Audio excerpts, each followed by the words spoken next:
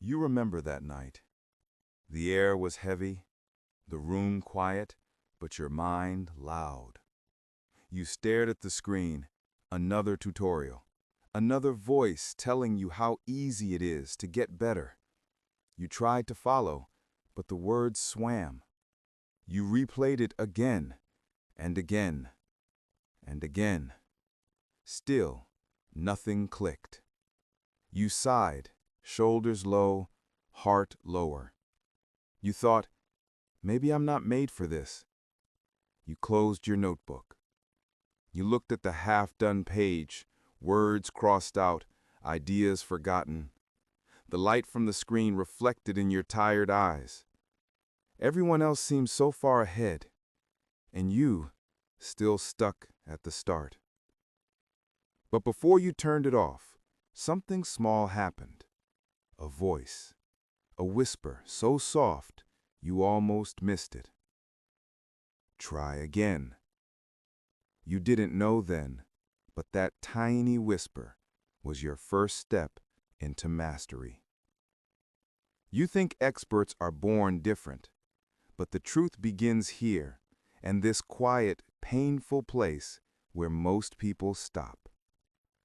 Kill the talent myth. They said you have to be talented. They said some people just have it. But they never told you this.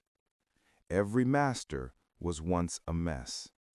Every fluent speaker once froze on their first sentence.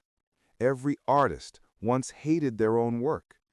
Every musician once couldn't find a rhythm.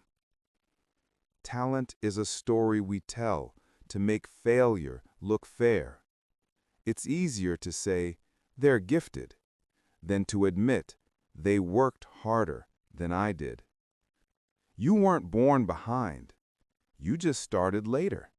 And that's fine, because talent fades when effort arrives. Effort builds walls that talent can't climb. So stop asking, am I good at this? Ask, how long am I willing to stay bad at this until I get good? The expert doesn't fear being bad. They fear giving up too early. Once you stop chasing talent, you make room for the real thing. Focus. Choose one thing. You can't be great at everything. You're not supposed to be. Pick one skill. One thing that matters enough to carry through boredom, doubt, and noise. Maybe it's English. Maybe it's painting, coding, speaking, teaching. It doesn't matter what. It matters that you choose, because the world rewards clarity. Most people drift, jumping from one thing to another, never long enough to grow roots. But masters plant deep. They choose one soil and dig until they hit gold. When you try everything, you learn nothing. When you focus on one thing, you learn yourself. Let others chase everything. You chase one thing to the edge. Now that you've chosen your mountain, the climb begins. And the first rule of climbing is showing up every single day. Practice daily, even when it's ugly. Most people love the idea of progress until they meet the repetition. You'll practice and still fail. You'll repeat the same sentence 100 times, and your tongue will twist like it's fighting back. You'll draw lines that look wrong. You'll write and delete. You'll study and forget. But here's the thing. You are building while you break. Every repetition plants a seed, even if you can't see it grow. Every mistake shapes your hands to handle the next challenge. The expert's secret isn't luck. It's patience through invisible progress. So show up every day. Not when it's easy, not when it's fun, but every single day. because your future self is watching, and every minute you spend now becomes their strength. But daily practice isn't loud, it's quiet. And that's where the next rule lives, in silence. Train in silence. Silence feels lonely, but it's holy. It's where growth hides. You won't always have cheerleaders. No one will clap for your early mornings. No one will see your small efforts. No one will know you're fighting yourself to keep going. But that's where real strength grows, in the silence, when no one is watching. Let others post their wins. You build yours in secret. Because the loudest victories come from the quietest battles. Training in silence isn't punishment, it's protection. It keeps your focus pure. It teaches you to work for love, not likes. So when it feels lonely, remember, silence isn't your enemy, it's your forge. But silence alone isn't enough. You must stay long enough in it, 10,000 hours long.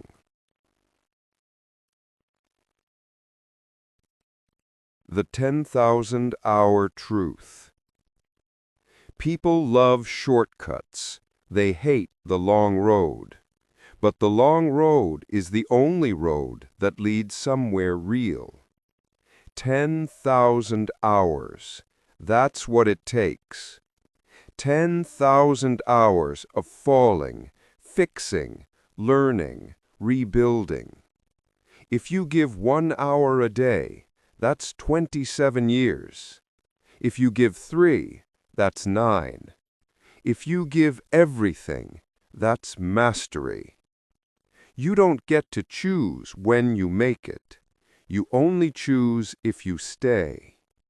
Every hour counts. Every session, even when it feels pointless, adds 1 drop into the bucket of mastery. Someday, that bucket will overflow, and people will call it talent. But you'll know the truth. It was time. Still, 10,000 hours sounds heavy, right? That's why the masters live by a smaller rule, the 1% rule. Kaizen, the 1% rule. If 10,000 hours sounds too big, shrink it. You don't need giant leaps. You need small steps, 1% better every day. Learn 1 new word. Fix 1 small mistake.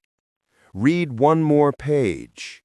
Speak 1 new sentence. It doesn't look like much, but it compounds. Small progress stacks like bricks, and one day the wall stands tall. The Japanese call it Kaizen, continuous improvement, tiny daily upgrades, because 1% is easy to start, and when you keep adding 1%, the impossible becomes natural. Don't chase perfection.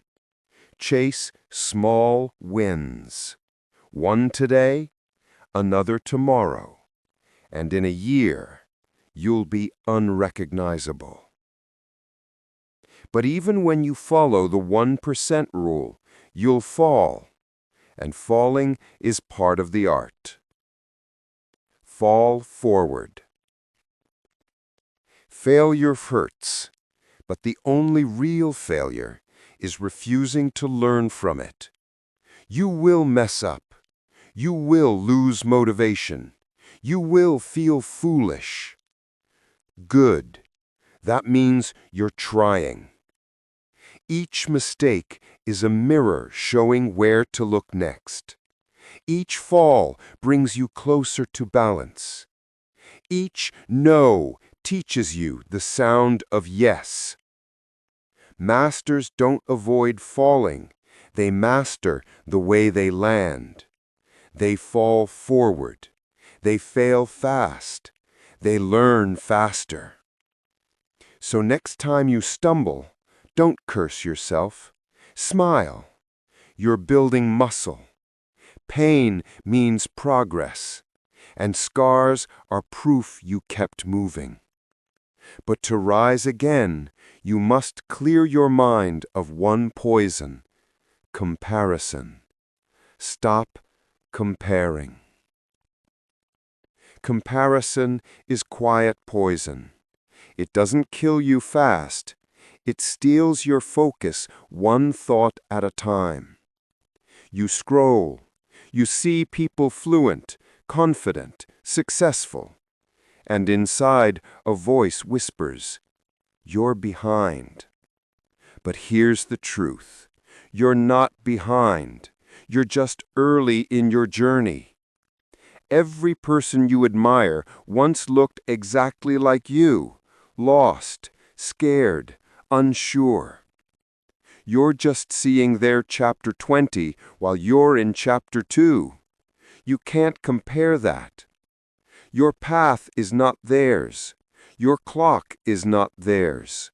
Stop looking sideways. Look forward. That's the only direction that builds you. When you stop comparing, you find something rare: peace. And from peace comes discipline. Discipline over motivation. Motivation is like wind. It blows, then disappears. But discipline? That's your anchor.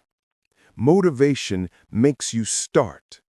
Discipline keeps you moving when you want to quit. There will be days when you don't feel ready. You'll feel tired, numb, lost. Do it anyway. That's discipline. Doing the work even when your emotions refuse. Discipline doesn't ask how you feel. It asks, did you show up? Show up tired. Show up scared. Show up unsure. Just show up. Because every time you do, you build the muscle of mastery. Once discipline lives in you, something changes. You begin to become what you practice. Become what you practice. Practice shapes identity. You are not what you say. You are what you repeat. If you practice kindness, you become kind. If you practice patience, you become calm. If you practice focus, you become unstoppable. Every day, you write your name in your habits. So stop saying, "I'm trying to learn English." Say, "I am an English speaker in training." You're not pretending. You're practicing identity. Experts don't just do the skill. They become it. A dancer doesn't dance. They are the dance. A writer doesn't write. They are the words. A learner doesn't study. They are curiosity itself. When your actions match your identity, discipline feels natural. But to become, you must protect your space. And that means learning to love the quiet again. The quiet inside. Silence returns, but now it feels different. It's not empty anymore. It's full. Full of focus. Full of rhythm. Full of you. When you reach this point, you don't need noise. You don't need praise. You just need the next breath, the next word, the next move. You find peace in repetition. You find joy in stillness. The world outside goes fast, but inside, you are calm. This is where mastery lives, not in fame, not in applause, but in quiet certainty that you're still becoming. And now, at last, we return to where it all began, the night you almost gave up. The return. You remember that night again, the silence, the doubt, the tired eyes. You thought it was the end, but it was only the beginning. That whisper, "Try again," that was not weakness, that was strength, disguised as hope. You thought you were failing, but you were becoming. Every "not yet" were shaping your now. The hours you hated built your hands. The silence you feared built your focus. The practice you wanted to skip built your future self. Look at you. You didn't quit. You kept coming back. You became someone who tries again and again and again. That's what mastery is. It's not talent, it's not perfection, it's persistence. And when you wake up one morning, calm, skilled, fluent, you'll smile and realize you became the person you were waiting to meet. So tell me, what will you practice today? Because every expert started exactly where you are now, with one small, quiet whisper: try again.